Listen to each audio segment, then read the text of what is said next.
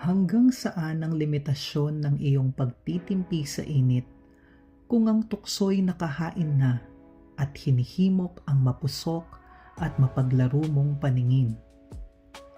Bibitaw ka ba o titikim? Superintendent Althea's point of view. Abala ako buong araw sa pagsasaayos ng mga papeles sa istasyon. Mga ulat, listahan ng kailangang inspeksyonin, at tala ng pondo ng aming branch. Ginawa ko ang lahat para manatiling busy.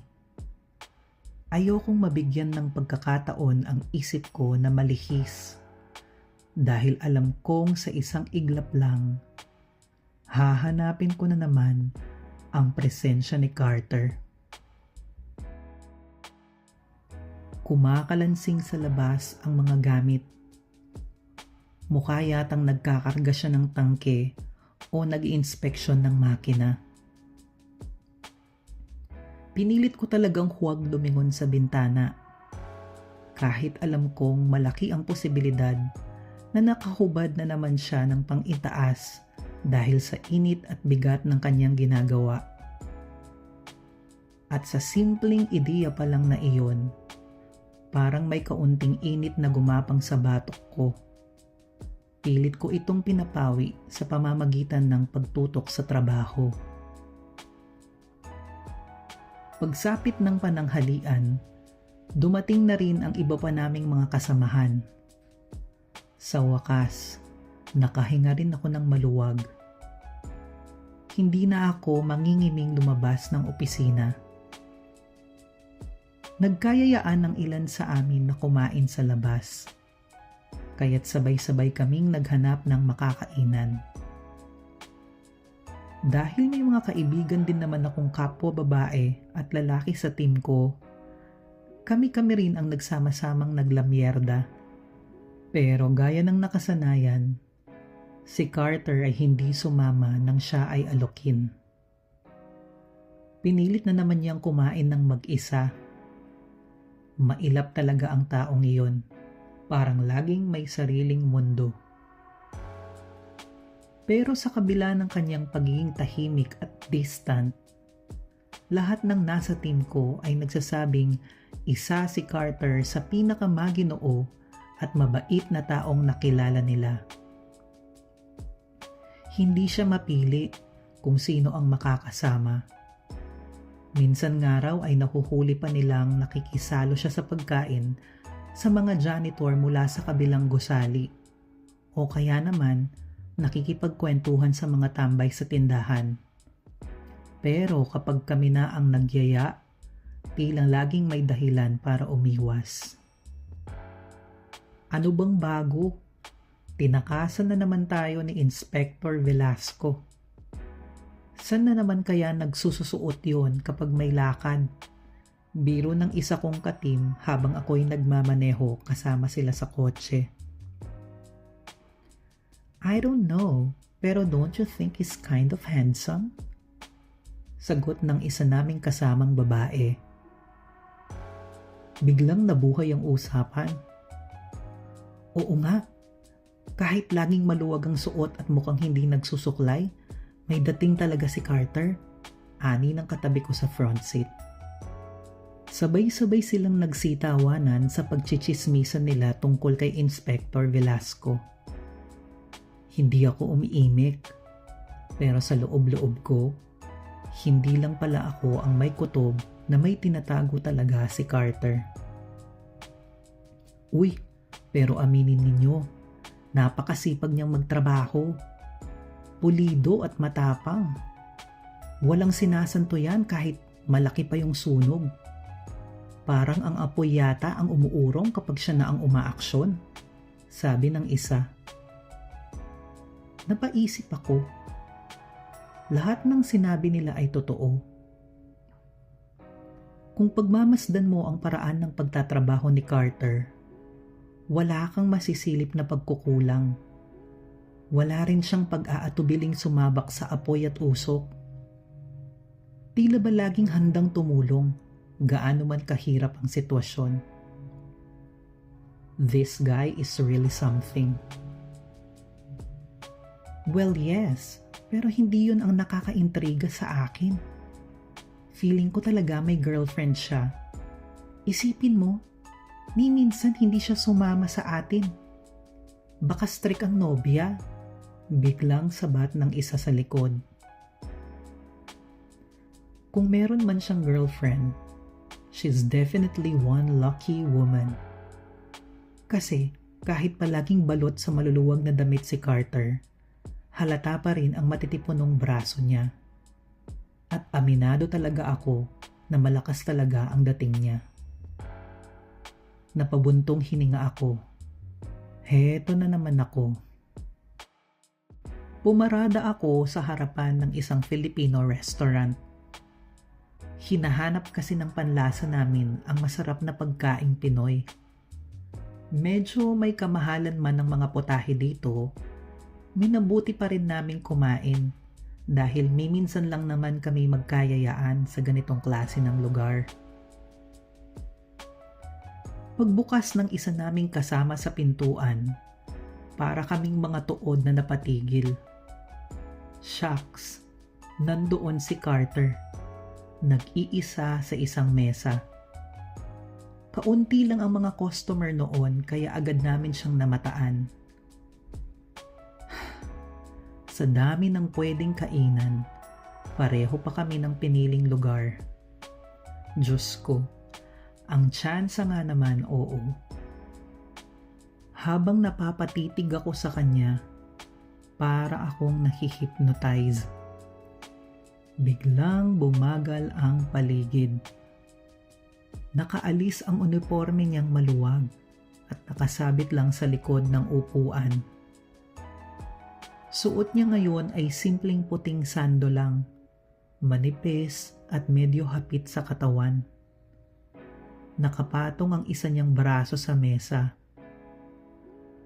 At hindi ko talaga maiwasang mapansin. Sumisilip ang makapal niyang buhok sa ilalim ng braso. Biglang nanuyo ang lalamunan ko. Para akong nilapnos ng init kahit naka-aircon ang restaurant. Walang kumikibo sa amin. Para kaming mga estatwa na nakatitig lang sa kanya. At nang siya ay nag-unat, sabay-sabay kaming napasinghap. Umumbok ang hugis ng katawan niya sa sando niyang suot at lumapat ang gumuguhit sa kapal niyang mga kalamnan. Diyos ko, napakatindi ng dating niya. Tahimik lang siyang kumakain doon pero hindi mo pwedeng baliwalain ang presensya niya. Sadyang napakagwapo.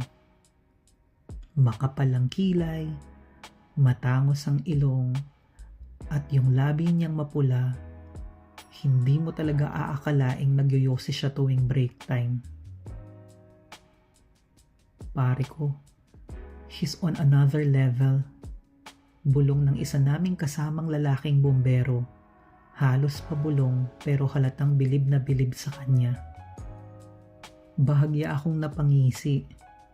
Diyos mio naman, kahit ang pamilyadong lalaki naming kasama, mukhang tinamaan din sa natural na dating ni Carter.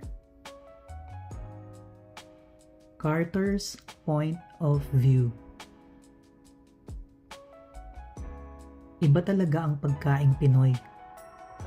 Pero kahit gaano kasarap ang pagkain, ang utak ko lumilipad kung saan-saan. Iniisip ko kung anong oras kaya ako makakauwi. Hindi naman ako ang totoong naka-assign ngayon.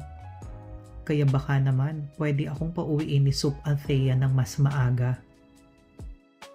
Hay, hindi ako nakaraos ng maayos kagabi. Medyo nabitin sa huling client at hindi kumpleto ang session. Kaya sa tingin ko, swerte ang susunod na makakaschedule sa akin ngayong gabi. Buo talaga ang gana ko ngayon. Bulong ko sa sarili ko sabay tawa ng mahina. Pagkatapos kong ubusin ng pagkain ko, nag-unat ako ng batok at mga braso. Mag-isa akong gumawa ng mabibigat na trabaho kanina, kaya't nararamdaman ko ang pananakit ng aking katawan. Akmang magbabayad na sana ako nang mapansin ko ang mga taong nakatayo sa may entrance ng resto. Nakatingin silang lahat sa akin. Napasulyap ako. Biglang nanghina ang tuhod ko nang mapagtanto kong mga katrabaho ko pala sila. Naaligaga ako. Hindi ko alam kung ano ang dapat kong unahing kunin. Ang uniforme ko ba o ang bag? At doon ko naalala, my God, isang manipis na sando lang pala ang suot ko. Sa sobrang taranta ko, kumaripas ako papunta sa CR para makapagbihis. Ang buong akala ko talaga makakaligtas ako sa ganoong sitwasyon. Pero pagkapasok ko sa loob ng CR, may sumunod pala sa akin. Tol, nandito ka rin pala. Bati ng isa naming kasamahang lalaki. Yari ako nito.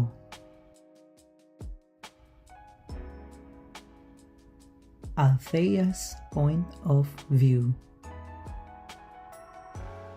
Tignan mo nga naman talagang pagkakataon. Iniiwasan ko siyang matitigan kanina ng matagal para hindi matukso. Pero heto kami ngayon, magkatabi sa mesa. Hindi ko maintindihan ang nararamdaman ko. Ayoko talagang mahulog sa kanya, pero sa totoo lang, inaasam ko ring makausap siya ng malapitan gaya nito. Velasco, hindi mo naman sinabing ganyan pala ang panlasa mo sa pagkain. E di sana sumabay ka na lang sa amin. Biro ng isa naming katrabaho. Patagilid ko siyang sinulyapan. Ngiti lang ang isinukli niya sa mapang-asar na kasama namin. Nang magtagpo ang mga mata namin ni Carter, kaagad naman siyang yumuko. Tol, huwag ka munang umalis. Nandito naman si Soup, oh. Samahan mo muna kami.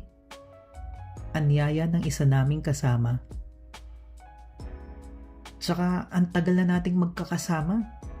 Pero ni minsan pre, hindi ka pa sumama sa mga lakad naming mga lalaki sa branch. Sumbat ng isa pa. Nagkamot siya ng batok, halatang naiilang. Wala siyang magawa kundi ang humingi na lang ng paumanhin. Gusto ko sanang kurutin ang mamula-mula niyang pisngi. Kahit anong kulit ang gawin namin, hindi pa rin namin siya mapiga ng kahit kakarampot na kwento lamang tungkol sa sarili niya. Muntikan na akong masamid sa iniinom kong juice nang bigla siyang diretsuhin ng isa ko pang kasamang babae. Velasco, may girlfriend ka na ba? Napakurap si Carter. Kinamot niya ang ilalim ng kanyang baba bago mahinang sumagot. Wala naman, Inspector. Sabay-sabay na lumiwanag ang aming mga mata. Oh, yun naman pala. Tara, inom tayo mamaya pagkatapos ng work. Game? Sabik na yaya ng isa naming bomberong babae. Lumipat ang tingin nilang lahat sa akin. Halatang gusto nila akong maging pambato para kumbinsihin siya. Oo nga naman, ako kasi ang boss. At sa tingin nila, mahihirapan siyang tanggihan ako. Kahit na nag-aalinlangan ako, sinubukan ko pa ring mangulit sa kanya.